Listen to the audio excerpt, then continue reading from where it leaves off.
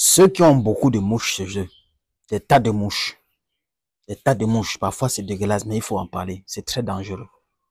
Dans ta cuisine, au salon, tu retrouves parfois des tas de mouches. Tu vois, les mouches sont partout. Tu sais pas ce qui attire les mouches. Tu es dépassé.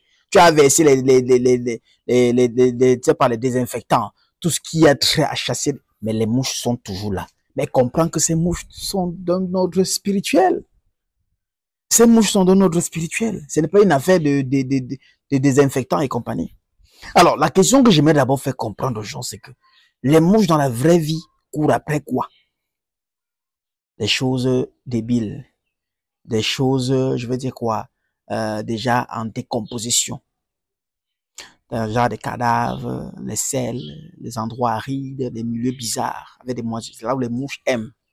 Comment donc se fait-il que dans une maison qui est propre, dans le sens physique, et que des mouches s'y retrouvent? Voici donc la réponse spirituelle à cette question. Les mouches qui sont chez toi, la plupart du temps, quand tu les vois et tu les regardes, il y a deux interprétations que tu dois comprendre de cela. La première, c'est que ta maison peut être tellement polluée, infectée, d'une façon négative, que cela attire ces mouches-là. C'est-à-dire l'aura de ta maison, la vibration et l'énergie que ta maison dégage n'est pas bonne. C'est ça qui attire dans les mouches. Là, si tu veux, tu mets les désinfectants. Donc, c'est une affaire spirituelle. C'est une question de spiritualité. Moi, je dis aux gens, la belle maison n'est pas seulement celle qu'on regarde, des jolis meubles, la peinture est propre et compagnie. Ça, c'est la propriété physique. Qu'en est-il du métaphysique? Lorsque vous entrez dans une maison, ici, vous devez nettoyer tous les meubles nettoyer toutes les pièces de la maison avec l'eau salée citronnée. Je vous l'ai déjà appris. Brûler la feuille de cannelle, le citronnelle, brûler le cou de girofle. Brûler même les feuilles de laurier, brûler les pelus d'ail, les pelus d'oignon. Lorsque vous avez levé souvent, vous jetez à la cuisine là. Ce sont des éléments purificateurs de la maison. Vous brûlez ça de temps en temps. Chaque soir, vous fermez les issues, vous laissez que la fumée prenne toute la maison. C'est ça qui, maintenant, va nettoyer votre maison dans le cadre spirituel. Là aussi, ça peut chasser, ça peut nettoyer ces énergies, les mouches ne viennent plus. Maintenant, il y a une deuxième hypothèse pour laquelle les mouches viennent. Les mouches viennent aussi parfois parce que la maison est tellement propre. Et certains de vos ennemis maintenant les envoient pour venir polluer la maison. Oui. Parce que la mouche joue deux rôles. La mouche peut venir dans un endroit parce que cet endroit pue les mauvaises énergies. Comme la mouche peut maintenant venir aussi parce que cet endroit est bien propre, énergétiquement parlant. Mais son rôle maintenant ici est de venir salir. Vous allez voir souvent les grosses taches, les gros tas de mouches, c'est-à-dire, vous voyez un gros paquet de mouches comme ça qui débarquent, vous ne savez pas d'où ça sort. Vous comprenez que ça, c'est venu en mission. Il fallait qu'ils soient nombreux parce qu'ils viennent polluer. Dans ce cas-ci, il faut donc comprendre ceci.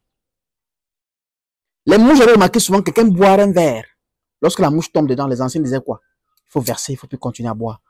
Parce que la mouche a pu être envoyée par quelqu'un pour venir tomber dans ton verre. Et cette personne-là est une personne qui est autour de toi.